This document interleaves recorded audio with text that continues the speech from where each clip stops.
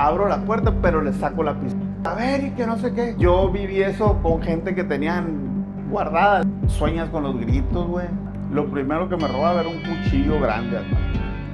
Y me lo fajaba por si me agarraba el guardia. Me han torturado, me han tableado los guachos, me han pegado cubazos, he pasado por muchas cosas. Yo le hablé a mi mamá y le dije, necesito que vengan por mí ya. O sea, no sé cómo le vamos a hacer, pero me quieren matar. Muy bien, el día de hoy tenemos una historia muy inspiradora y que nos dejará pensando. Mi invitado no solo ha vivido en carne propia lo más oscuro de la calle, las adicciones y el crimen, sino que también ha enfrentado enfermedades y momentos donde parecía que todo estaba perdido. Pero lo más impresionante no es lo que vivió, sino cómo ha logrado salir de ahí para construir una nueva vida. Hoy es un emprendedor, es el ejemplo claro de resiliencia y esperanza. Gracias por estar aquí con nosotros. Y pues esta es una historia sin filtros y que vale la pena escuchar hasta el final. Muy bien. Me gustaría, pues, un poquito de introducción, que te presentaras. Más que nada, ¿cuántos años tienes? ¿Cómo te llamas? ¿Y de dónde eres? Mi nombre es Elías González, tengo 38 años y soy de aquí de la H. De aquí de Hermosillo, Sonora. Muy bien. Para empaparnos un poquito, más que nada, ¿cómo fue tu infancia? ¿Qué hubo algo que te marcara desde joven o algo así? Ok, yo creo que como el 90% de las personas que caemos en las adicciones, si no es que más el porcentaje, empezamos en esa vida por un abuso sexual. O sea, ya sea nada más abuso, ya sea violación. Y esa también es mi historia. O sea, ahí empezó todo y mis pensamientos ya no eran los pensamientos de un niño normal, pues. O sea, de ahí fui cambiando mientras fui creciendo y eso me fue llevando a lugares donde no debía haber estado, pues. Porque mi historia no es una historia como la de la mayoría de que es de padres de bajos recursos o que mi papá era alcohólico, mi mamá drogadicta o algo así. No, pues de hecho mi papá es enfermero, mi mamá también. Los dos son enfermeros. Sí, los dos son enfermeros. Mi mamá era enfermera, curiosamente, en un centro de salud donde ella hacía una campaña, yo me acuerdo, del embarazo en el adolescente. Entonces en mi casa siempre era así como que toma caja de condones y, o sea, desde muy pequeño, ¿no? Sí tenías esa educación Sí, sí sexual. tenía esa educación sexual, pues, la cual no me sirvió para nada. Yo tengo 7 hijos. 7 hijos. Simón, entonces, A ver si gusta acercarte un poquito más para acá. Simón, entonces, y mi papá trabajaba en la Cruz del Norte, donde terminé yo. Entonces es una historia que conlleva a esos temas donde muchas veces no es la educación que te dan, sino las decisiones que tú tomas. Ahora yo ya lo entiendo, pero antes yo le echaba la culpa a mis padres, pues como todo adicto, ¿no? ¿A qué edad fue cuando empezaste pues en este camino de las adicciones? ¿Te acuerdas cómo empezaste? A lo mejor primero con el tabaco, alcohol y luego fue escalando. Sí me acuerdo cómo empecé, pero en mi cerebro empecé desde antes. Lo que pasa es que yo vivía en la Valderrama y la señora de la casa de enfrente nos cuidaba y tenía un hijo ella que era mucho mayor que nosotros. Por ejemplo, yo tenía 6 años y él tenía 18. Ah, desde chiquito Desde entonces. chiquito, ¿sí me explico? Y yo lo veía a él y yo quería ser como él. O sea, él era rockero y tenía morras y fumaba y la madre. Entonces desde ahí me empezó a llamar la atención. Pero yo empecé con las adicciones desde la secundaria. En la secundaria fue cuando empecé, pero yo ya con ese ejemplo, ¿sí me entiendes? Siguiendo ese ejemplo, ese mal ejemplo, que yo lo idolatraba, pues. Así es como yo empecé. Desde secundaria entonces fue Sí. esto. ¿Tú veías a esta persona, lo llegaste a ver también por la falta pues paterna que estaba trabajando como una figura paterna también a él o no? No como figura paterna, pero sí Un ejemplo a seguir. un ejemplo a seguir que se hizo de mi mejor amigo, pues en cierto tiempo se hizo mi mejor amigo porque lo seguí frecuentando hasta los veintitantos años. O sea, yo lo seguía frecuentando, me fui a vivir con él a Estados Unidos, o sea, hicimos una relación Sí. que para mí fue catastrófica, pues, ¿sí me entiendes? Porque él empezó en las drogas y yo por seguirlo, pues me fui tras de él. No junto con él, si tú quieres, pero como era mi ejemplo a seguir, o sea, yo quería ser como él y hacía lo mismo que hacía él para llamar su atención, a lo mejor al principio. Ok, ya te entendí. O sea que por esta persona fue que se detonó las adicciones entonces. ¿Te acuerdas cómo empezaste? ¿Con qué tipo de, De sustancias. ajá, de sustancia? Sí, con cigarro primero. ¿Cuántos años tenías ahí? Estaba en primero de secundaria, 12 De años. secundaria, 2 años. Con el Sí, cigarro. con el cigarro. Tabaco. Tabaco, Alcohol. marihuana y resistol. ¿A esa edad? A esa edad. Desde Desde ahí ya ahí. empezaste, pues hiciste un escalón fuerte. Sí, aparte las pastillas también. Como mi papá trabajaba en la Cruz del Norte, entonces mi papá, de hecho mi papá trabajaba mucho, mucho para darnos una muy buena vida, pero hacía falta en casa, ¿sí me entiendes? Sí. Entonces mi papá llegaba destrozado y se quedaba dormido y había veces que se quedaba con pastillas que le daba a los de la Cruz del Norte. O sea que en ese caso eran las Reynol y no me acuerdo cómo se llamaban las otras, que todavía son como el Amprazolam, diazepam, y yo me las robaba. Y Desde ahí desde ahí empezó empecé con todo. las pastillas, por ejemplo, pues que es algo muy fuerte también. O sea que tu padre sí era, es una persona, en ese tiempo pues era una persona trabajadora, él trabajaba para darte una mejor vida a ti y más que nada faltó eso, ¿no? El que estuviera presente, sientes que faltó como ese cariño para que estuviera presente o ese cuidado. Sí, pero ahora lo entiendo. Antes yo decía, no, es que tengo todo, pero no tengo papá. O sea, yo me daba golpes de pecho cuando realmente, ahora que yo soy papá, lo entiendo, pues, ¿sí me entiendes? Lo entiendo por el tipo de vida que nos daba y los ejemplos que me dio siempre fueron muy buenos ejemplos. O sea, siempre ha sido, hasta la fecha, un hombre recto, un hombre honesto, sincero y puede ser que un ejemplo a seguir, pues. Ahorita es cuando tú le entiendes tú. Sí, ahorita es cuando yo le entiendo y yo creo que tengo como 7 meses que soy muy apegado a mi papá. 7 meses. Antes de eso tenía años que no le hablaba. Se pudo como sanar esa herida. Sí, sí, ya se sanó completamente. Lo veo una vez a la semana. Perfecto. ¿Por qué decidiste tomar la decisión de consumir, sobre todo resistor, no esta sustancia? Porque era lo más barato y lo que estaba al alcance. ¿Qué Y efectos te hace sentir? por la compañía que tenía, o sea, para mí era divertido, pues, ver las estupideces que hacían cuando estaban bajo el consumo. Era muy divertido, pues. ¿Qué efectos te hace el resistor? Alucinar, alucinar, Es sí. como un alucinógeno. Sí, es como un alucinógeno. Pues tengo una anécdota de un camarada, por ejemplo, que estábamos consumiendo resistol y de repente se tiró al suelo y se empezó a mover así como cachorra acá. Y los camaradas, no, que fulanito el nombre, no lo voy a omitir el nombre, no, pero fulanito cobra y de ahí se le quedó pues el apodo acá y era muy cagado pues en ese tiempo. Cobra le decían. Sí, por cómo se tiraba en el suelo cuando andaba bien loco pues. Sí. ¿Recuerdas, por ejemplo, tu primer contacto en la calle con amigos que digas de que, ok, estoy yendo por mal camino? Que la primera vez como que te hiciera recapacitar de lo que estabas haciendo, ¿no? Con tus decisiones.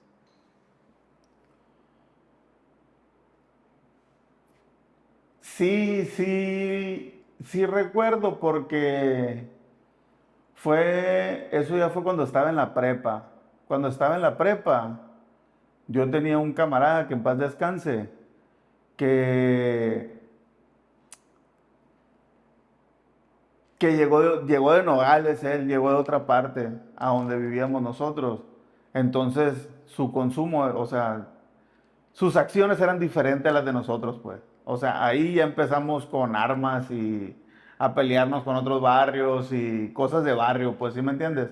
Y yo me acuerdo que picamos a un vato, pues. Y ahí fue cuando dije, ¿qué estoy haciendo? ¿Sí me entiendes? Fue de las primeras veces que dije, creo que no estoy Sí, haciendo las cosas bien en bien. la vida. Sí. A ver, háblanos un poquito de esto. ¿Pertenecías a alguna pandilla o algo así? Eh, De tu sí, barrio. sí, sí, era del barrio, pues éramos los M38 en ese tiempo, soy de la Marquesa. O nos juntábamos con los Cetemoc, que eran los de la Cuauhtémoc, que tengo un montón de camaradas de la Cuauhtémoc, tengo un montón. ¿En qué año fue esto más o menos? Fue por allá por los 2000 más o menos. Sí, por los 2000. Bien, antes de hacer el podcast, pues me comentaste un poquito una introducción de tu vida, ¿no? Ajá. Me comentaste que también estuve involucrado al crimen organizado en una parte de tu vida. ¿A esto te refieres con...? No, no, eso fue mucho después. Eso fue Eso fue después. mucho después. Eso ya fueron cosas más turbias y más recias, pues. Más O sea, en ese tiempo que te digo, el consumo habitual era la marihuana nada más. Ese era mi consumo habitual. O sea, dejé las pastillas, pisteábamos de repente y así, y la marihuana nada más. Ok, perfecto. Después vinieron cosas mucho más fuertes. Después fue lo de los barrios. Todavía No, no, estabas no, en ahí prepa. estaba en el barrio y ahí hacíamos cosas en el barrio, pero nomás marihuana. Leve, Nomás leve. marihuanos y Sí. borrachos y nos peleábamos, pero acuérdate que en el 2000 no se usaban armas, pues. Sí. O sea, eran trompones nomás y hasta Así ahí. como un Si cholo. acaso alguien, sí, sí, sí. Cholos sí. así. Si acaso alguien una navajita o algo así por el estilo, un palo, una cadena, algo, pero hasta ahí nada más, pues. Muy bien, entonces, háblanos un poquito más a fondo sobre tu paso en el crimen organizado, entonces. ¿Cómo empezaste? ¿Quién te invitó? No es que me hayan invitado. Antes de eso, me fui con mi camarada eh, a Estados Unidos. Y ahí fue donde yo probé el cristal, ¿Qué? ahí en Estados Unidos. Es el mejor cristal del mundo, el de Estados Unidos. Pues ahí mandan lo mejor que hay, lo mandan para allá. Y ahí me enganché con el cristal, machine. O sea, ¿El cristal qué es exactamente? ¿No es lo mismo que el fentanilo? no, es metanfetamina. Ah, ok. Es metanfetamina. Fentanilo nuevo, no me tocó a mí. Entonces, haz de cuenta que con el cristal me enganché bien machine y bajé bien machine de peso en Estados Unidos. Y cuando venía a México, mi mamá me decía, ¿cómo bajaste de peso? No, es que me pego una chinga en el trabajo y que no sé qué. O sea, puras mentiras, pues, ¿sí me entiendes? Tú le decías que era por el trabajo. Sí, que era por el trabajo y que No, no ¿cómo comía es? bien, pero no es cierto, pues ni trabajaba a veces por estar enganchado en el cristal. Cuando me vengo de Estados Unidos, paro de consumir, paro de consumir buen tiempo, pero vuelvo a frecuentar a mi compa y cada que lo frecuento es una noche de loquera, pues, ¿sí me entiendes?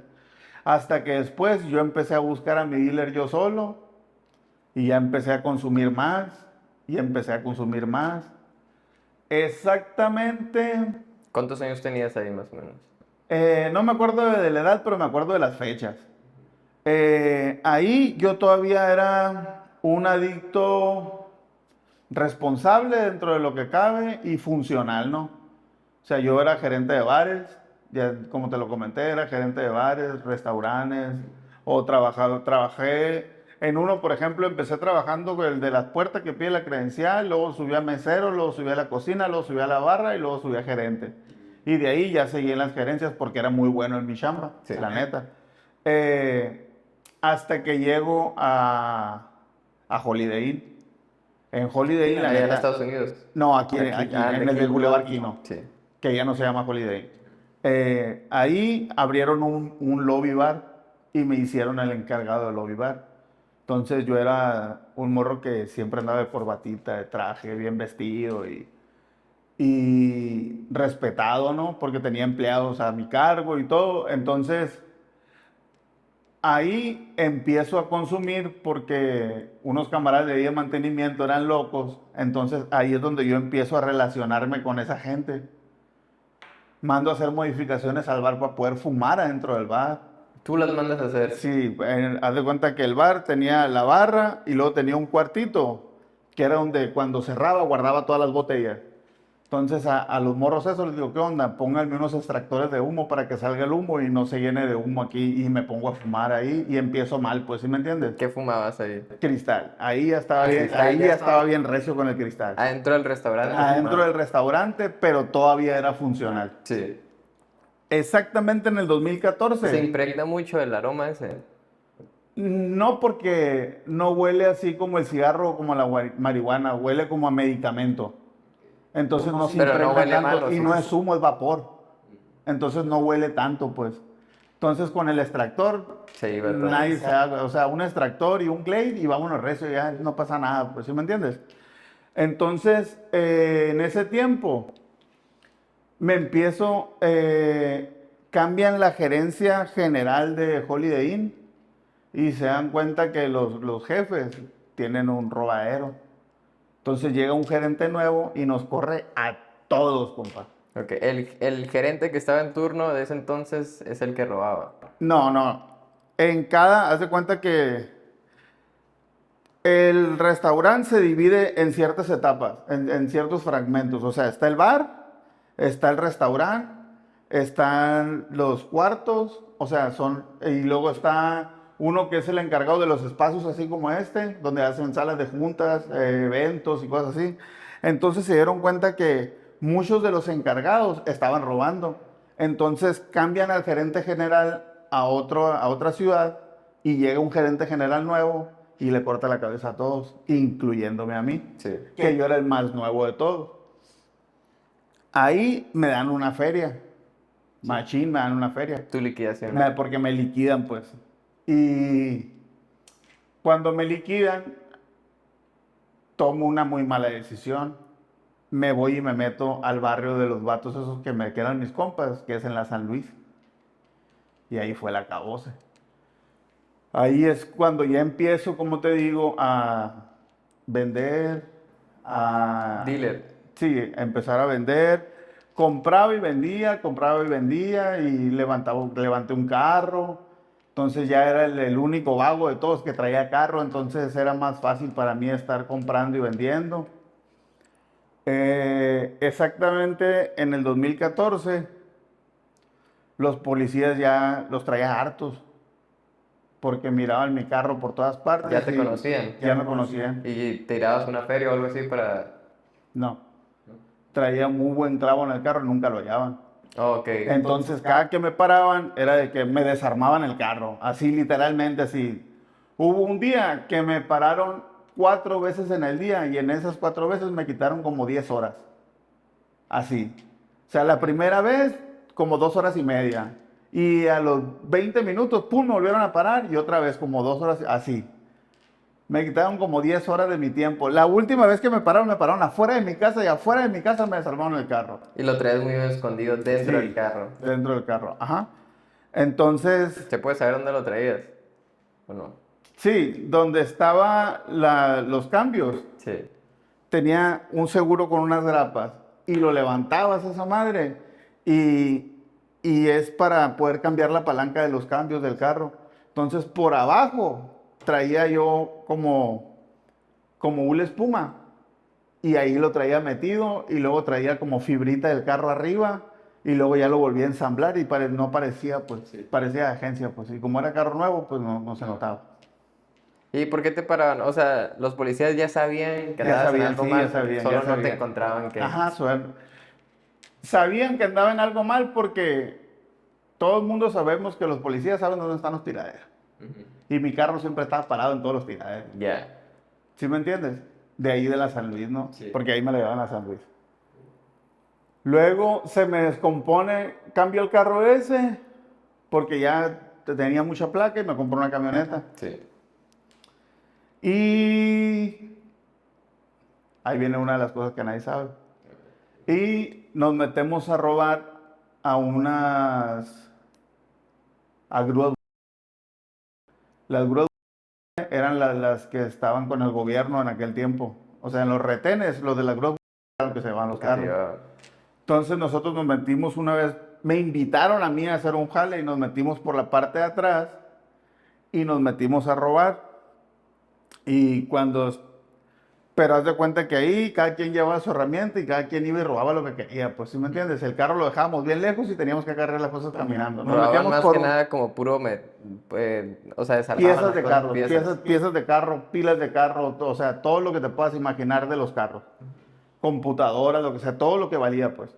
Entonces nos metíamos por un hoyo que había en la pared, por ahí, pues todos estábamos bien relingos porque éramos adictos, entonces en un hoyito así todos nos podíamos meter por ahí.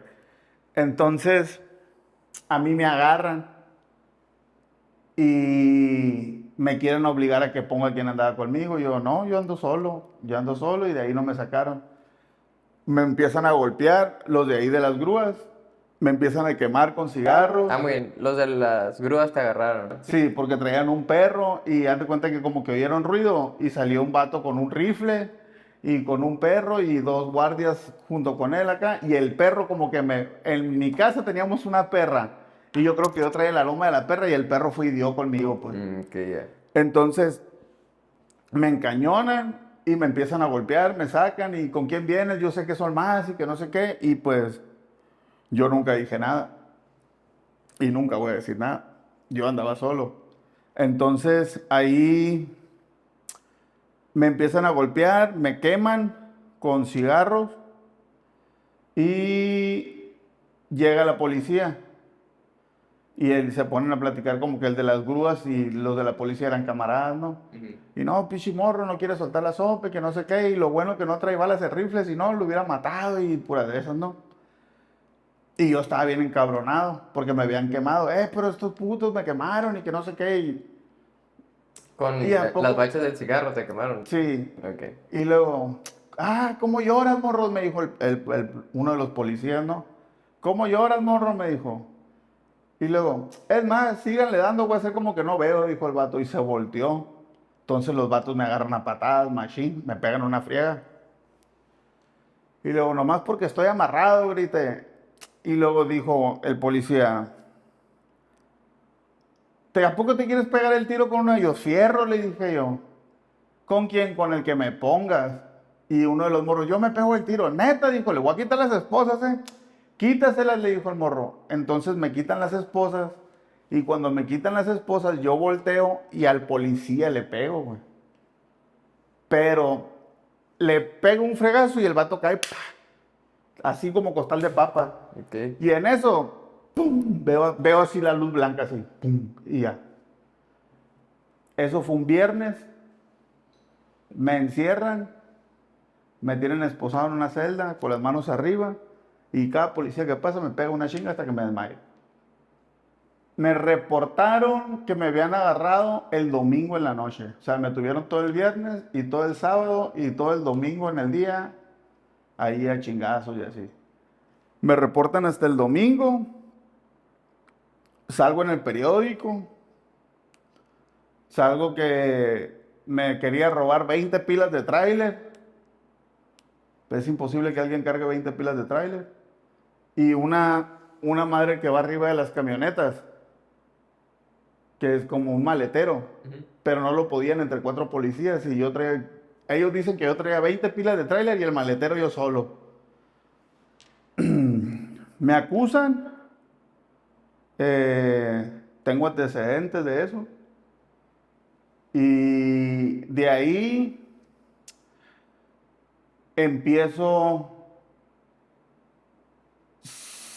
salgo y es donde caigo el primer internado.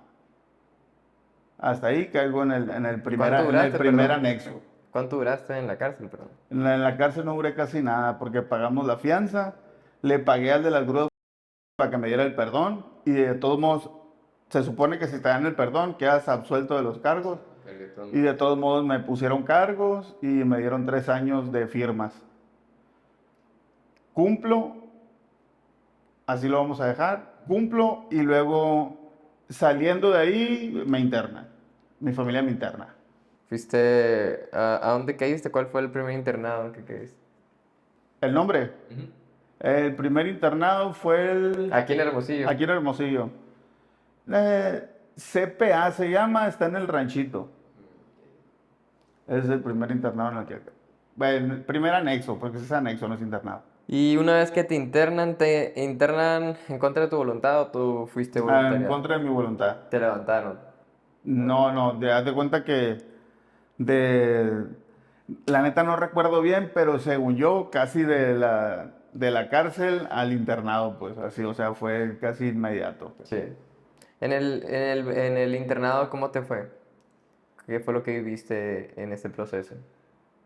En ese proceso,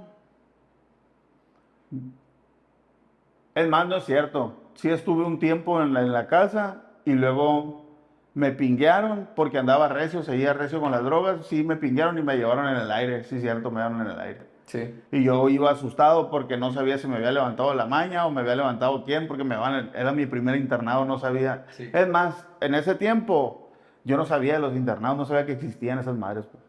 ¿En qué año fue eso, más o menos? En 2014, 2014, 2015 por ahí. Y me sacan cada viernes del internado a, a firmar, porque tenía que ir a firmar. Entonces todos los viernes me llevaban a firmar, todos los viernes me van a firmar. Hasta que llega diciembre, y en diciembre, a la que era mi pareja en ese momento, la manipulo y la convenzo de que me saque para pasar la Navidad con mis hijos, porque yo ya estaba recuperado. ¿Qué? Lo cual, Según tú, se ha recuperado. no, era mentira, no, yo Ah. sabía que me quería seguir drogando. Sí. Me saca, perdón, no sabía, pero te lo voy a decir. Me saca y en cuanto me saca, llego a la casa de mi mamá. Mamá, préstame el carro por unos cigarros y ¡fum! Al tiradero. Así. El mismo día que salí, el mismo día me drogué. ¿Qué, cristal? Cristal, sí, sobre el cristal. Todavía estabas muy flaco en ese entonces. Sí, sí, sí. Eso fue el primer internado, ¿verdad? Ese fue el primer internado. ¿Cuántas veces estuviste internado? 3. 3. 3. ¿Y las 3 hacías lo mismo? No. Aplicabas la misma. No. En la segunda vez me internaron en un centro que está ahí en el centro, donde me pasé de lanza, machín. ¿Qué hiciste ahí? Me llevaban a la Cruz del Norte por medicamento, porque yo usaba mucho medicamento controlado, porque ya estaba quedando loco. Entonces me llevaron a la Cruz del Norte, Cuando te refieres a ya estaba quedando loco, ¿a qué te refieres exactamente? que ya no podía platicar así como ahorita, pues, No o sea, tenías una conversación. sí, ya tenía otra percepción, yo creo, de las cosas, entonces tomaba mucho medicamento controlado. Sufría mucho de ansiedad, depresión y cosas así. Entonces me llevaba por medicamento controlado y a mí se me hizo fácil. Llevaba una chamarra, le hice un hoyito a la chamarra y una de las cajas de las pastillas la metí dentro de la chamarra. A mí no me gustaba tomar medicamento controlado. Entonces esas pastillas las empecé a repartir adentro a vatos que eran pingos. Ujú. Y resultó que ¿Te las uno vendías? se las cambiaba. Yo siempre he sido muy bueno para hacer negocios y muy bueno para hacer trueques. Yo entraba a los anexos con un shorts, una camiseta y una chancla rotas y salía con 2 maletas llenas de ropa y 3 pares de tenis. Siempre fui muy tracalero, pues. Sí. Entonces hacía trácalas con el morro ese, nos descubren, porque yo al vato te cuenta que dentro de todo era medio razonable yo, de que le decía, ¿sabes qué? Nomás te voy a dar una pastilla porque si te doy más te vas a poner muy loco. Y una de las veces me convenció y le di una tira completa, que eran como 12 pastillas. Y se las metió todas el vato. Entonces hizo un desastre, en la noche. Nosotros éramos los encargados de la vela. Los encargados de la vela en un centro son los que cuidan cuando todos están dormidos, que están vigilando. Entonces yo era el primero de la vela, que era el encargado de los demás. Siempre hay alguien despierto en un centro. Siempre hay algo en despierto, por si uno convulsiona, por si uno se piratea, por si uno se quiere escapar, por lo que sea, pues. Entonces nosotros éramos los encargados. Entonces este vato se tomó las pastillas y empezó a levantar a todos a chingazos. Y llega el director del centro y se da cuenta que anda loco. Y había muy poquitos que sabían que yo había sido, pues. Y uno de ellos me puso el dedo. Entonces nos pegan un regañadón. A mi compa le hacen una junta que se llama, como una maratónica se llama, que lo sientan enfrente y todos le empiezan a mentar la madre y que no, y que por qué, y que puras de esas no. Al que le diste las pastillas. Al que le di las pastillas y le pegan unas cachetadas. Entonces, cuando ese mismo día en la noche como que le llega el bajón de las pastillas y el vato se ahorca. Se ahorcó. Ahí en el centro. Ahí en el centro, güey, al otro día, así, de que pasó todo el refuego, al otro día se ahorcó. Y pues me corren del centro. ¿Cómo te sentiste tú cuando supiste de la noticia? Me sentí culpable, pero, pero fue su decisión, pues, ¿sí me entiendes? Fue su decisión. O sea, yo no le puse una pistola en la cabeza tampoco, pues fue su decisión y tomó una mala decisión. Pero sí me sentí, la neta, sí, un chingo de tiempo me sentí bien culpable, güey. Cargabas como con Sí, él. sí, cargué mucho tiempo, cargué con eso, güey. ¿Cuál fue el protocolo cuando una vez que vieron a esta persona así de la clínica? No sé porque a mí me corrieron inmediatamente.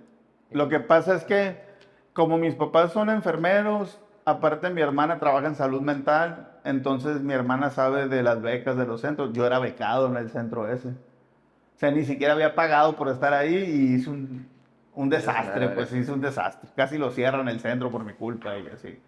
Entonces así inmediatamente vengan por él y yo ya no supe qué pasó. Pues yo ya no supe. Haz de cuenta que cuando a mí me sacaron, no, sí, es que a mí me sacaron el día el día de la junta esa. Ese día me sacaron y ese día en la noche el vato se ahorcó. Pues yo ya no estaba en el centro cuando se ahorcó. Es común eso en los centros, que la gente pues se quite la vida.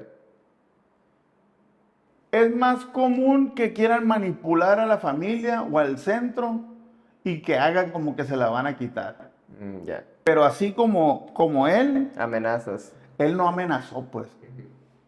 ¿Sí me entiendes? El que se va a quitar la vida no amenaza, nomás se la quita. Porque a mí en ese centro y en otros me tocó vatos que se cortaban y así para que lo sacaran. O sea, tengo historias, por ejemplo, mi cuñado se aventó de un centro y se quebró las patas. O sea, todo con tal de salir, pues, ¿sí me entiendes? Pero el que dice que se va a matar, no creo que se vaya a matar realmente, pues. Que se va a quitar la vida, no creo que lo va a hacer. El que lo va a hacer, no dice nada. Ok. Me comentaste también que llegaste a vivir un tiempo en la calle. Ándale. A ver, explícanos un poquito de esta parte de tu vida. Ok, en esta parte de mi vida es donde viene lo que me habías preguntado al principio del crimen organizado. Ahí todavía no entraba yo en esa onda. Eso fue después del segundo internamiento. Yo empecé, cuando salí del segundo internamiento, salí bien. Empecé a chambear. Me marcó mucho que se haya quitado la vida ese vato y como que yo ya no quería consumir, pues. Entonces sí duré como un añito limpio más o menos. Hasta que conocí una morra, que la morra esa la conocí por alguien del mismo centro y valió madre, pues se reventó ella, me reventé yo, nos reventamos juntos y ahí fue donde yo empecé, la morra se fue con otro vato, me dejó y se fue con otro vato porque yo era bien pasado de lanza. Y en ese tiempo fue cuando yo tomé la decisión aquí en Hermosillo. Empecé a vender más, empecé a comprar más, empecé a hacer más cosas, me agarraron a tubazos, me pegaron batazos porque no quería pagar droga. O sea, pasé por muchas situaciones con la maña. Porque un vato de la maña vivía ahí cerca de mi casa y se hizo mi camarada, yo hasta viví con él. Y él mismo me daba y él mismo me agarraba batazos y no le pagaba, ¿sí me entiendes? Y yo ahí seguía, pues. Entonces, ahí tomé la decisión yo, según yo, me fui con una camarada, según yo queriéndome limpiar, me fui a vivir a Obregón, yo soy de Obregón. O sea, yo me crié en Obregón en mi infancia. Sí. Y me fui a vivir con una camarada y resulta que la morra también se reventó y nos fuimos bien recios los dos otra vez, pues, En las drogas. en las drogas y en el cristal, sobre todo en el cristal. Y me separé de la morra esa, bueno, nos separamos muy bruscamente, hubo golpes y todo el pedo. Y yo me quedé, haz de cuenta que ella estudiaba ya, entonces su mamá pagaba el departamento, pero su mamá no sabía que yo vivía con ella. Ok. ¿Sí me entiendes? Sí. Entonces cuando nos peleamos machine, pues yo ya no puedo ir al departamento, pues sí me explico. Entonces saco mis cosas y empiezo a rondar. En ese tiempo vivíamos cerquita del que era mi barrio en Obregón cuando yo estaba morro, que es uno de los barrios más peligrosos de Obregón, en la Ladrillera. Entonces ahí me la empiezo a llevar. Empiezo a andar ahí con camaradas, que me quedo con uno un día, me quedo con otro un día. Entonces empecé a ver que entre los adictos pues no hay camaradas, ¿sí me entiendes? No hay camaradas y cada que me quedaba con alguien me faltaban cosas de mis mochilas y cosas así. Entonces empiezo y yo me voy hundiendo más en el consumo y empiezo a meterme más con gente más pesada. Y cuando me meto con gente más pesada empiezo a vivir cosas pues cosas que nadie está preparado para ver, pues ¿sí me entiendes? No tanto para hacer, pero no son fáciles de ver. Y en ese tiempo, pues para mí fue un caos, pues ¿sí me entiendes? Este tipo de cosas. No, ok. ¿Sí me explico? Sí. O sea, estar en esas situaciones, ya como que ya no quedas igual. Sí, te traumatiza. Te traumatiza y te descoyunta la cabeza. Ya, si el cristal es una droga muy adictiva y que te genera mucha paranoia, después de ver eso y muchas cosas más, porque me han torturado, me han tableado los guachos, me han pegado tubazos, o sea, he pasado por muchas cosas. Pero ya ver ese tipo de cosas y estar cuando pasan ese tipo de cosas, aunque tú no las hagas, Tú nomás estabas presente ahí. a veces sí y a veces me tenía que defender. Pero simplemente el estar presente, porque la primera vez nada más estuve presente, ya tu cabeza ya no queda igual. Sí, no, me imagino. O sea, ya sueñas con los gritos, güey. Sueñas con... Yo tenía un trauma, güey, cuando estaba en la última clínica, ahorita voy para allá, de cuando cerraban la puerta de enfrente, es de las puertas esas que tienen, Sí. que son de fierro. El oír eso, güey, me traumaba, güey, me ponía muy mal a mí. Sí, es aquí me van a dejar encerrado, me van a Sí, hacer no, algo. aparte de que sí estaba encerrado, Sí, pero me van a hacer pero algo. no, yo viví eso con gente que tenían guardada, le vamos a decir así, y que los encerraban, pues. Y los gritos, llorar, súplicas y ese tipo de cosas te marcan bien feo.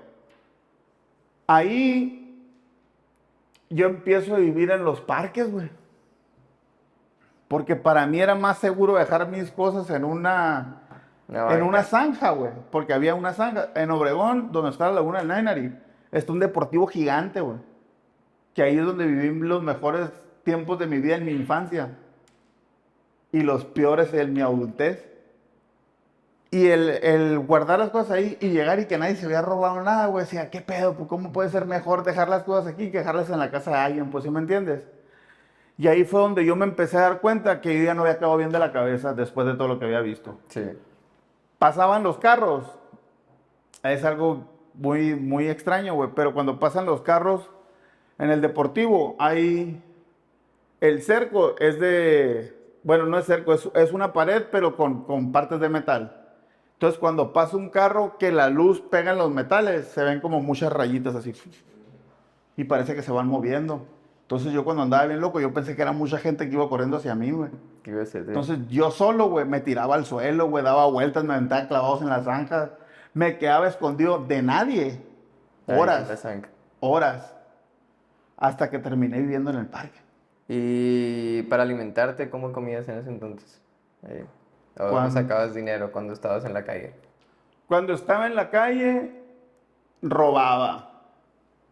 Robaba mucho de la horrera. A la barrera. A la horrera. Yo me metí a la bodega horrera. Lo primero que me robaba era un cuchillo grande acá. Y me lo fajaba por si me agarraba el guardia. Y ya me metía y empecé a esconder, a agarrar cosas. Y yo siempre fui muy astuto para saber si me estaban siguiendo los guardias o no me estaban siguiendo. Y si me estaban siguiendo, nomás dejaba todo y ya me iba y ya no pasaba nada.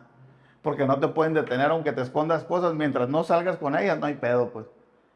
Pero la mayoría de las veces cuajaba, güey. Salía y con cosas acá. Un juguito, cosas así. Muchas cosas. hasta ropa. Ah, esa ropa. Ahí, como no me bañaba, güey, me cambiaba, me ponía ropa nueva de repente acá. Sí. Pero llegó el momento donde hasta esa habilidad se me quitó. Llegó el momento donde hasta esa habilidad se me quitó y un adicto consume para vivir y vive para consumir.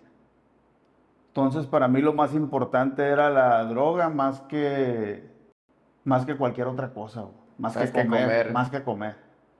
Hasta que llegó el día, güey, donde tuve que cambiar unos tenis por 20 pesos, güey. Y esos 20 pesos fueron para comprarme 10 pesos de queso, güey, y 10 pesos de tortillas de maíz, güey.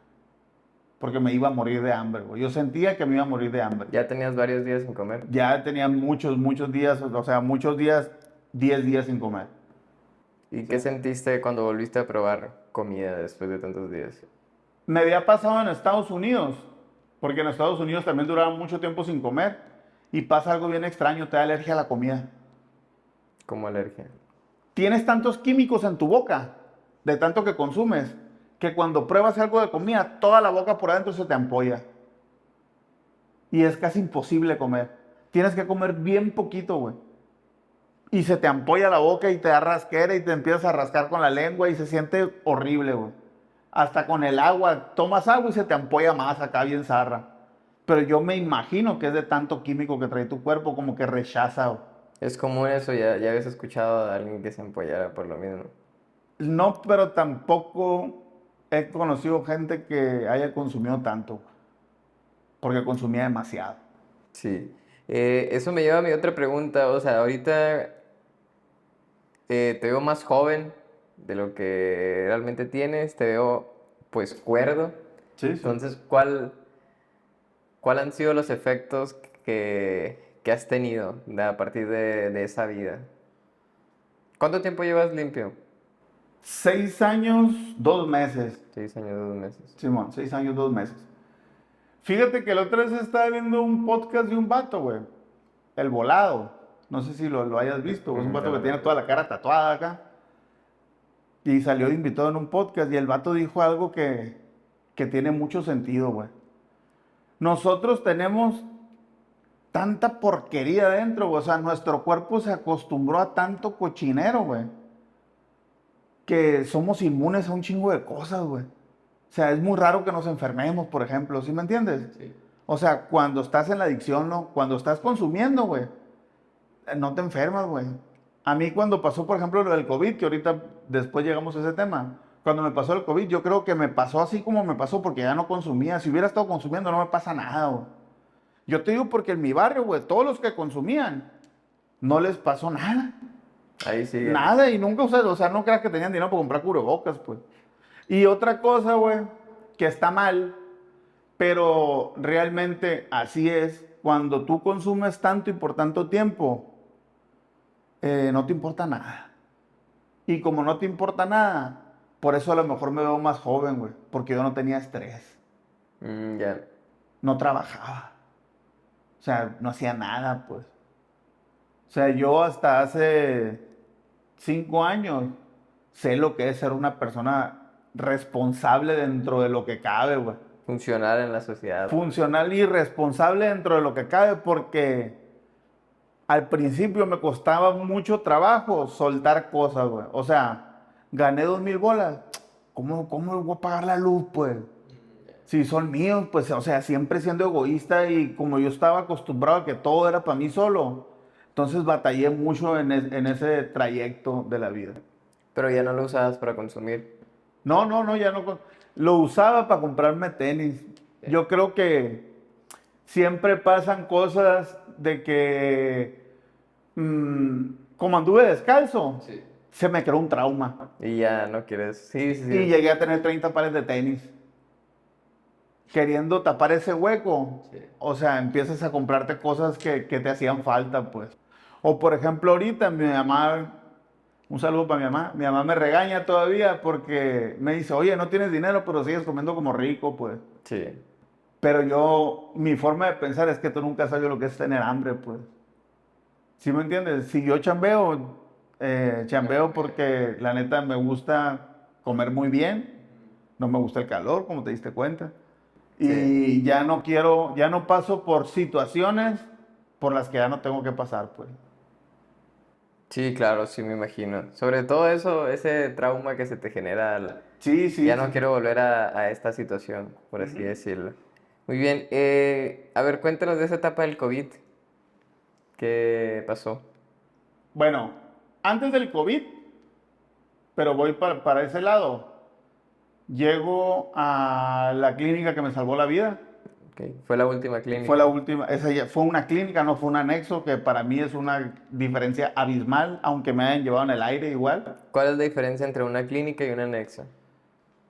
Desde mi punto de vista muy personal, porque no me quiero echar a todos los padrinos encima. El anexo es un lugar donde guardas a la gente para que deje de consumir, no más. Para que la familia esté tranquila y él no esté consumiendo y no lo mate ni engorde. Y la mayoría salen y vuelven a consumir. Y la clínica, obviamente, es más cara. Pero, por ejemplo, en la clínica Jayil, que es a la que le debo La vida. la vida y mi recuperación, un saludo a mis padrinos, Marcelino y Arturo, que la neta me enseñaron un montón de cosas. Porque ahí es una clínica, por ejemplo, yo estuve en la clínica de aquí Hermosillo, que está aquí cerquita en la San Benito, que sigo yendo. De hecho, ahorita tengo que ir a dar una plática como a la 1 más o menos. Eh, en esa clínica no es como en los anexos, pues en los anexos pueden ser hasta 100 internos en un pedacito, ¿verdad? Y en la clínica son 15 máximo, porque le dan una atención personalizada a cada uno de los pacientes. Ya. Entonces, con 100 pacientes no puedes, pues, ¿sí me explico? Pero con 15 sí. Sí, claro. Entonces, en ese tiempo éramos como 10 internos y 5 psicólogos.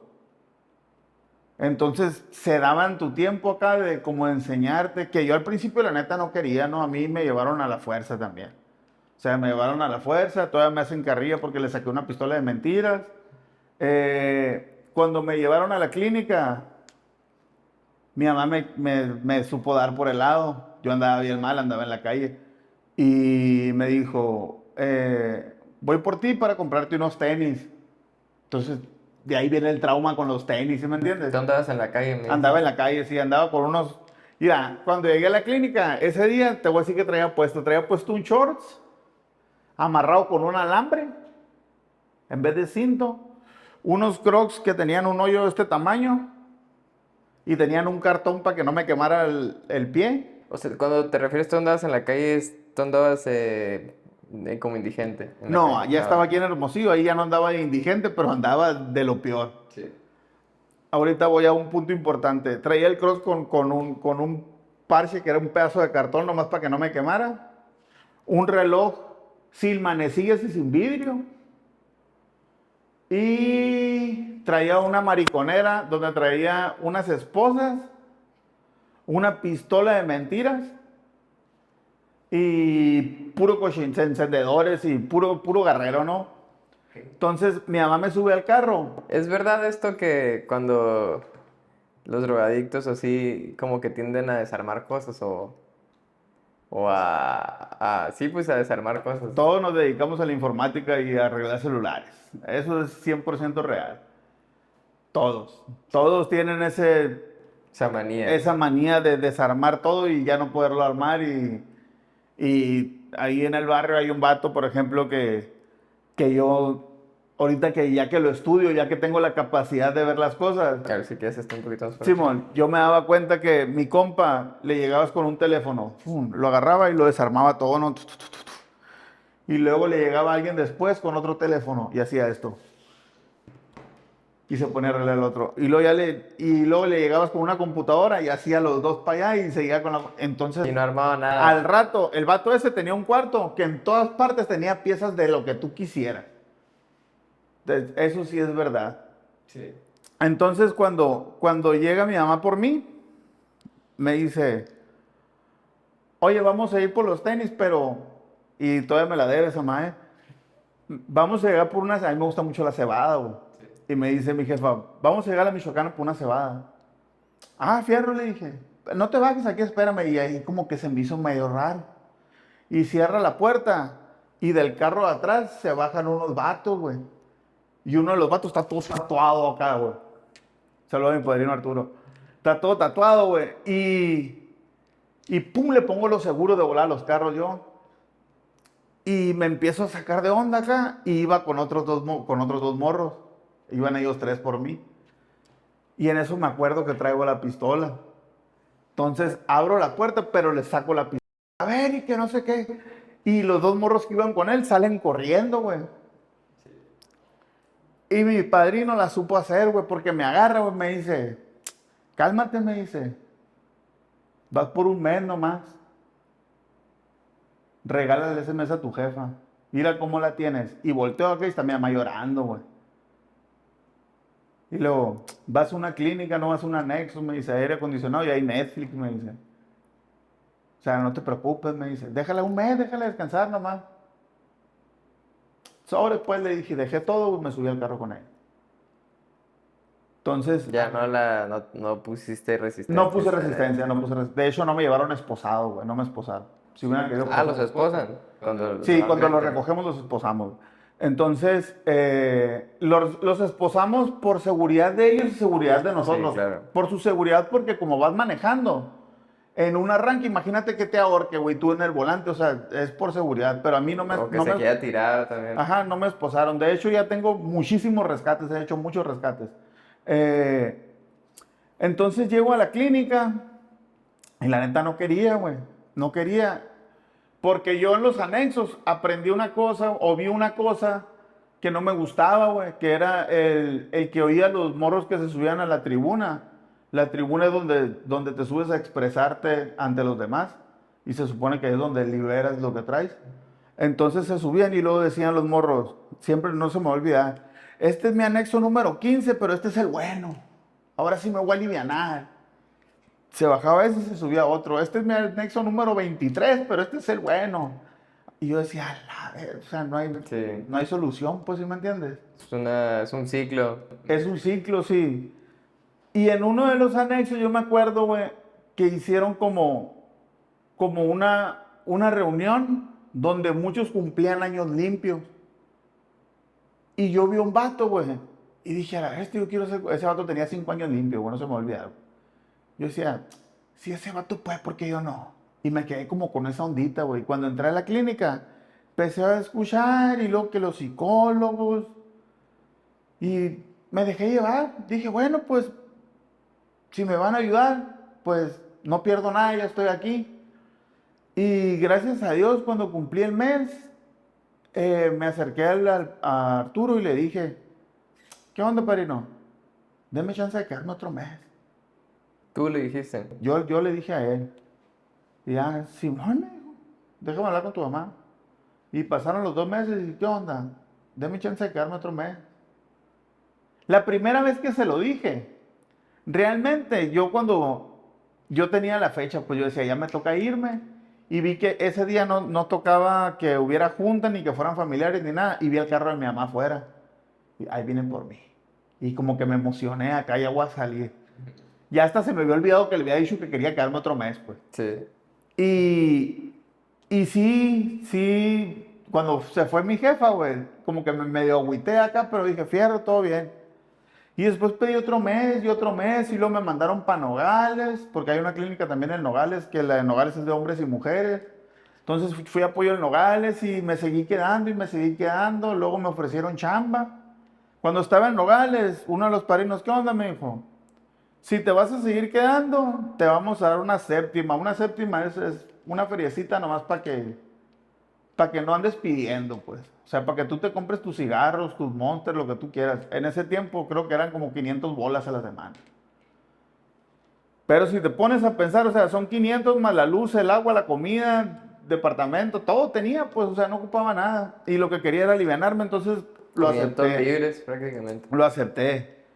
Después me lo subieron a 1000 bolas. Luego, a mí me gustó mucho la cocina. Me hice cocinero de la clínica. Después de estar en la cocina y en la clínica, empecé a estar a cargo junto con Arturo. nos turnábamos, haz de cuenta, estábamos yo y él, pero él ya podía hacer compras y yo me quedaba encargado de la clínica. Después de eso, hubo un tiempo que Arturo se fue para Nogales y ahí me quedé yo solo encargado de la clínica, pues.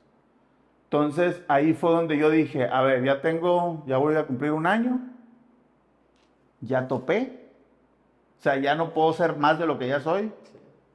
Creo que mi siguiente paso, Es ser padrino. no, es salir. Yo no quiero, no estoy en contra, padrinos, pero yo no quiero la vida de un padrino tradicional que viven en los grupos y que viven en las clínicas. La neta, yo no. O sea, yo tengo hijos, yo tengo otras aspiraciones, yo quiero hacer otras cosas en mi vida. Se respeta, si no se sienten listos, se respeta su manera de pensar, pero pues esa no fue la mía, pues, ¿sí me entiendes? Entonces yo salí a atorarle, pues. Salí a atorarle y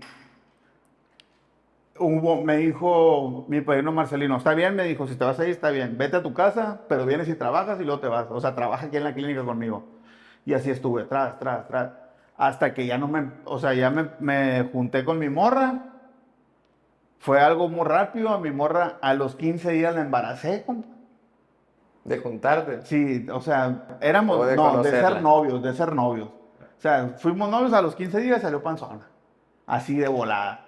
Entonces, ya me puse a pensar, o sea, ya voy a tener más responsabilidades, ya no me alcanza con lo que me pagan en la clínica, le voy a buscar por otro lado. 7 hijos tienes, me comentaste. 6 míos y uno que tengo, o sea, es hija de ella, pero el papá de la niña desafortunadamente falleció. Entonces yo la agarré desde que tenía como 5 años, Sí. la niña ya tiene 13, entonces, Ok. no más, 6 años. Sí, Cuando tenías cuando tenía años. 6 años. Entonces, pues ya es mía, pues, ¿sí me entiendes? Ya es mía y la quiero como cualquiera de los demás de mis hijos, ¿no? Ella sabe que la amo y me la llevo muy bien con ella. Entonces, en ese tiempo ya tomé la decisión de, ¿sabes qué? Ya tengo que salir a buscar por otro lado. Y me puse a chambear de taxista. Me puse a chambear de taxista. Un trabajo en pirata, compa. Porque en la central donde chambeaba, mis respetos para todos los taxistas, pero la central donde yo chambeaba, te decía, para que no pagues la renta del carro, yo te voy a dar que vayas y recojas personal. Pero te ponían personal a las 7 de la mañana, a las 3 de la tarde y a las 12 de la noche. Entonces no tenías tiempo de dormir, pues. O sea, dormías 2 horas en la mañana, 2 horas en la tarde, 2 horas en la noche acá. Entonces está bien pirata, pues. Y luego ahí fue donde llegó el COVID, cuando yo era taxista. Entonces, uno de los clientes de las empresas me pegó el COVID. En ese tiempo vivimos una etapa muy pirata, yo y mi morra. Muy, muy pirata, güey. Porque vivíamos en Altares. mm, Como mi sueldo era muy, muy bajito, el de mi morra también era bajo el sueldo. Fallece el papá de la niña, entonces el papá de la niña, pues quieras o no, nos ayudaba porque nos daba pensión de lo de la niña, entonces con eso nos acabábamos para ciertas cosas. Fallece el papá de la niña, se empiezan a venir un chingo de cuentas encima, nos empiezan a ahogar las cuentas y dejamos de pagar la renta y nos sacan de la casa, pues obviamente con justa razón, ¿no? Entonces mi mamá en la iglesia pone ahí un mensajito y alguien nos presta una casita, güey, en un terreno gigante acá. Pero la casita era una micro, o sea, era un medio cuarto, un baño y la cocina y una mini, o sea, un pedacito así acá, un pedacito. Aquí en Hermosillo. Aquí, ahí en las minitas. Estoy muy agradecido con el señor que nos prestó la casa. Ahí es cuando empiezo en el taxi yo y empiezo a chambear en el taxi. Me pega el COVID y me pega bien duro. De hecho, tuve una discusión con mi esposa ese día, güey. En la casa no había, no me acuerdo por qué no había agua en la regadera, pero en otra parte de la casa sí había. Y yo metí un tambo, de esos tambos azules de 200 litros. Sí. Lo metí a la regadera y lo llené de agua. Y me acuerdo que estaba acostado en la casa y sentía que salía humo de mi cuerpo, güey, o sea, de lo caliente acá, y no sabía qué era, güey. Y meto la cabeza en el tambo acá y siento así como el vapor, así, me siento bien caliente. Y yo pensé, en el momento, gracias a Dios, lo pensé, güey, pero yo lo que quería era hacer era darme un clavado dentro del tambo, pues no me iba a poder salir, güey, ya estaba gordo, güey. Entonces, le hablo a mi mamá y le digo, ¿sabes qué? Necesito que alguien venga por mí porque me voy a morir. Me siento muy mal. Así, me siento muy mal. Ahí mismo me agarran, me llevan al hospital general, me hacen una prueba y salgo positivo en COVID. Cuando entro a la sala al consultorio, o sea, ahí donde nos tenían a todos los pacientes ya, éramos como 8 que estábamos con COVID encamados, ¿no? Al segundo día éramos 7, al tercero éramos 5 y así sucesivamente. A lo último quedamos yo y otro vato, güey. Y el otro vato ya no hablaba, Estaban entubados. él estaba entubado, yo no. Pero el vato ese estaba lleno de aparatos por todas partes. Y yo a la bestia decía, y yo no me sentía tan mal. No sé qué pasa. No, la neta yo no supe qué le dijeron a mi mamá, no supe qué pasó, de repente van por mí. ¿Sabes qué? Ya te vamos a sacar. Ah, fierro, dije, yo no me sentía mal, yo comía bien, siempre traía oxígeno. Y me suben en una silla de ruedas, me dicen, no, sí puedo caminar. Le dije, no, en la silla de ruedas, me dijo, te vamos a sacar en la silla de ruedas. Cuando voy a la mitad del camino hacia el carro en la silla de ruedas, empiezo. Y se me empieza a ir el aire. Se me empieza a ir el aire. Me suben al carro de mi mamá. Me llevan a la casa. Cuando llego a la casa de mi mamá, tiene un cuarto que es independiente. Cuando llego al cuarto, ya hay una máquina de oxígeno, ya hay un montón de cosas acá. En el cuarto. Ah, como un consultorio el cuarto. Llego y me ponen el oxígeno y ya. Y en eso me compran un aparato de esos que eran para la oxigenación. Mi oxigenación en 30, cuando debe estar en 100. Así, bien pirata acá. Y luego me contratan a un vato de la clínica San José, a un epidemiólogo. Después me enteré que el epidemiólogo le dijo a mi mamá que, pues que me había desahuciado ya, pues que no le iba a cuajar. Le dicen a mi esposa que no la voy a cuajar. Le hablan a mis hermanas, a mi papá. Entonces, como que yo no caía en cuenta, porque hace cuenta que yo me sentía relativamente bien, pero mi cabeza no asimilaba que traía el oxígeno siempre, pues. Hasta que un día me quiero levantar al baño, hace cuenta que el cuarto, como es independiente, de aquí a donde está la cámara está la puerta del baño. O sea, aquí está la cama, te bajas de la cama 3 pasos y está la puerta del baño. Entonces digo, voy a orinar, digo, me quito el oxígeno. Cuando estoy orinando empiezo y me empiezo a atarantar y me aviento para atrás y agarro, jalo la manguera y me la pongo y empiezo a respirar, güey. Te lo juro, carnal.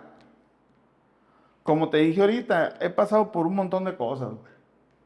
Me han pasado infinidad de cosas. O sea, me han disparado, güey, me han torturado, me han tableado, me han pegado tubazos, me pegaron un tubazo en la cara, me quebraron esta mano con una piedra. O sea, me han pasado muchas cosas, pero no hay nada peor que no poder respirar. Ahí sentiste que te ibas a El morir. COVID es lo peor el peor sentimiento que yo he tenido, güey. Entonces ahí ya me doy cuenta de que ya le digo a mi mamá, me compran para empezar, cuando entraban al cuarto parecían astronautas todos los que entraban, ¿no? Sí. Todos los que entraban parecían astronautas acá. Yo a la vez tan jodido estoy, decía, pero no caía el 20 en mí que estaba tan jodido, pues. Pero sí llegó un momento donde me doy cuenta que todos me empiezan a chipilonear de más. De que si yo le hablaba a mi hermana, por ejemplo, y le decía, Eliana, se me antojó una gelatina de mosaico y el machín, porque había muchas cosas que no podía comer, porque en el COVID me hice diabético, hipertenso, todo me salió, pues. Y al otro día, pum, una gelatina de mosaico bien chila, porque mi hermana es chef. Entonces, o sea, lo que yo pedía, pum, así me lo daban acá. Y yo, o sea, decía, qué raro, decía. Muy bien, y para terminar, ya que se nos está acabando el tiempo aquí con la tarjeta de memoria, mm, lo más probable es que haya parte 2 porque todavía nos quedan muchas cosas interesantes que saber de la vida de Elías. Entonces, para terminar por este episodio, cuéntanos un poquito, sobre todo dos cosas tengo.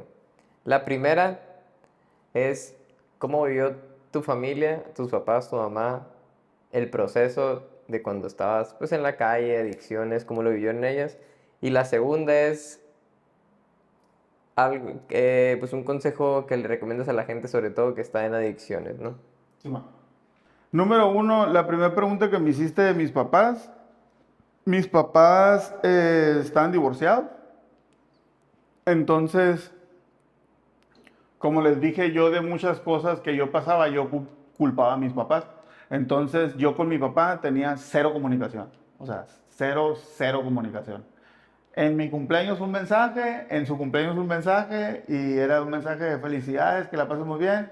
Y mi respuesta era ok, y su respuesta era ok, o sea, sí, porque mi papá es igual que yo, pues así muy tajante acá. Eh, y con mi mamá, bien, en la casa de mi mamá vivíamos en ese tiempo, cuando yo andaba en las adicciones, mi mamá, mis hermanas y yo, y son dos mujeres, entonces eran tres mujeres y yo nada más. Y entonces a mí no me gustaba en cierto modo que se dieran cuenta de lo que pasaba. Entonces lo más fuerte de mis adicciones no lo viví en mi barrio. O sea, me iba para la San Luis, que estaba hasta la otra punta de la Marquesa, yo soy de la Marquesa. Y después me fui hasta Obregón y ahí fue donde viví lo más pirata de todo, lo viví en Obregón, pues. Cuando estabas en la calle en Obregón, ¿no sabía tus familiares? No sabían porque yo siempre he procurado no preocupar a mi madre. ¿Y cómo se comunicaban contigo? Yo siempre, en las adicciones, siempre traje teléfono. Así me lo tumbaran los piratas del barrio, al otro día ya traía otro, yo también sabía hacerla, pues. Entonces yo siempre le echaba mentiras a mi mamá y le decía, no, ¿qué onda? Aquí ando bien, ando chambeando. Llegaba con un camarada que era loco y que tenía un taller mecánico, por ejemplo. Aquí estoy chambeando y me tomaba una foto en el taller, aquí ando chambeando de mecánico y que no sé qué, y me la verbeaba, pues. Y de repente le decía, a ver, para que me crea, y le mandaba un mensaje y ¿qué onda, ma? Necesito que me hagas un paro, ¿no tendrás unos 500, 600 bolas para cabalarme para la renta del departamento? Entonces ya como que ella, según yo, se hacía la idea de que, está rentando un departamento, está trabajando, todo bien, pues, ¿sí me explico? Hasta que me quisieron levantar los sicarios y ahí sí, eso fue un 5 de enero, un día después del cumpleaños de mi hermana. Y ahí fue cuando, antes de eso hay muchas cosas, pero pues luego volvemos, en la parte 2 volvemos a ese tema. Fue cuando toqué fondo realmente, que es lo que necesita cualquier adicto para poder alivianarse, tocar fondo. En ese tiempo yo le hablé a mi mamá y le dije, necesito que vengan por mí ya. O sea, no sé cómo le vamos a hacer, pero me quieren. Entonces mi mamá lo que hizo, que yo no sabía que se podía hacer, desde aquí a Hermosillo, pagó un boleto de Obregón a Hermosillo en la central. Lo pagó de aquí, pero para que a mí nomás me dejaran subir al camión desde allá. Yo traía un montón de cosas a un vato que paré, un taxista, le di una loción y no me acuerdo qué más, y nomás llévame a la central, compa. Yo ya traía una mano quebrada, estaba todo golpeado, porque era cuando me habían querido levantar. Y ¿Escapaste de ahí tú? escapé y ya nunca me volvieron a ver. Así fue cuando, pero sobre tu pregunta, yo siempre procuré lo más que pude, porque obviamente es imposible que no se dieran cuenta. Hasta que a mi mamá yo le vi su cara, güey, cuando me bajé del camión, que dijo, monda. O sea, traía un chaleco que a ti te queda apretado. Y yo lo traía puesto. O sea, un barbón, pues siempre he tenido el pelo largo, un greñero. O sea, yo vi los ojos Y golpeado. golpeado, con una mano quebrada y todo lleno, todo negro, así de que tenía un chingo sin bañarme. O sea, yo me acuerdo que ese día que llegué duré como 2 horas bañándome. Así. Y el consejo, es que el consejo no va más que nada para los adictos, porque los adictos no tienen conciencia, gana. El consejo es para los familiares, güey. Si quieres que tu hijo o tu familiar adicto cambie, la mayoría de los problemas de los adictos es por la familia. Muchas veces está más enferma la familia que el adicto. Entonces, si tú no pones reglas en tu casa, si tú no eres tajante con tu hijo o con tu familiar, no va a cambiar. El adicto, más que nada, desde mi punto de vista, tiene que tocar un fondo del sufrimiento, o sea, un fondo real que te haga querer salir adelante, pues. Si no, no vas a poder. O sea, tienes que tener un fondo real, algo que realmente te duela, realmente te asuste, realmente te pueda para querer avanzar. Si no, es muy difícil que salga. Y si tienen a un adicto que está internado, recuerden que está internado por lo que él hizo. Y cuando salga, no es para festejarle, porque no es una fiesta, pues. Tienen que seguir las reglas de las clínicas, de los internados, porque lo primero que le dicen Es un proceso. es un proceso, pues. Lo primero que le dicen a todos en una clínica, aquí desayunan, comen y cenan, aquí siempre hay comida. ¿Y qué es lo primero que hace el familiar? Llega con un chingo de bolsas de mandado, con un chingo de bolsas de comida. O sea, desde ahí están rompiendo una regla que les están diciendo, pues, ¿sí me entiendes? Y no es para que los premien, pues. Y cuando el adicto sale de su casa, el adicto tiene que saber que hizo mal. Y tiene que estar consciente de que la familia no tiene por qué tenerle confianza, pues. O sea, hasta hace poquito, bueno, no, ya no hace poquito, hasta hace 3 años, dejé de recibir llamadas de mi mamá de cómo estoy, pues. O sea, antes de eso, cuando recién salí, los primeros 2 años, era de, ¿cómo estás? ¿Estás bien? ¿Estás en tu casa? ¿Seguro? ¿Qué estás haciendo? ¿Qué estás haciendo? O llegaba a la casa, si llegaba a la casa de trabajar bien cansado, ¿por qué no has dormido? ¿Sí me entiendes? Ok. Y nos quedan como 2 minutos, pero cuéntanos un poquito de tu emprendimiento también. Bueno, tengo un emprendimiento. Yo y mi esposa nos dedicamos a hacer chorizo artesanal, 0% agruras. Ahorita lo voy a probar, de hecho. Sí, ahí te traje uno para que lo Ah, pruebes. muchas gracias. 0% agruras, no tiene conservadores. Y gracias a Dios, eso es lo que nos ha ayudado ahorita. Aparte también me dedico soy chofer de aplicaciones de repente acá, pero más que nada nuestro negocio es lo que nos ha sacado adelante, que nuestro negocio empezó en pandemia. Sí. Empezó en pandemia, es una historia que mi esposa llora cada vez que la cuenta, porque llegamos al punto después de pandemia que no, pues no podía caminar. O sea, aunque ya me dieron de alta y ya estaba bien y ya dijeron que siempre no me iba a morir, caminaba 10 pasos y necesitaba un inhalador. Entonces llegó un momento donde se nos vinieron todas las cuentas encima, todas las crisis, pues imagínate un montón de tiempo sin trabajar los dos. Sí. Entonces empezamos a hacer el chorizo. Que esa Y- parte va a ser para la parte 2. Ajá,